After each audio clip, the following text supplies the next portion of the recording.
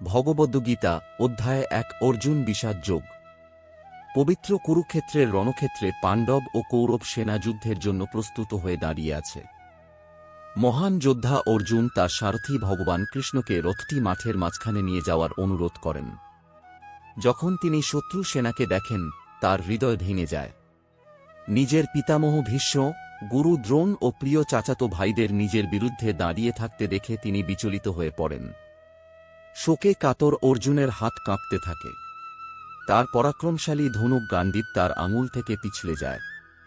হে কৃষ্ণ, তিনি বিলাপ করে বলেন, যাদের আমি পূজা করি তাদের আমি কিভাবে হত্যা করব? রাজ্যের জন্য নিজের গুরুজনদের বধ করার চেয়ে ভিক্ষা করে বেঁচে থাকাও ভালো। আমার শরীর জ্বলছে, মন অশান্ত, এই রক্তপাতে আমার কোনো বিজয় দেখতে পাই না। অশ্রুতে তার দৃষ্টি ঝাপসা হয়ে যায়। তিনি রথে মূর্ছিত হয়ে পড়েন, যুদ্ধ করতে অস্বীকার করেন। এই সংকটময় মুহূর্তে অর্জুন কৃষ্ণের চরণে আত্মসমর্পণ করেন, আমি আপনার শিষ্য, অনুগ্রহ করে আমাকে পথ দেখান।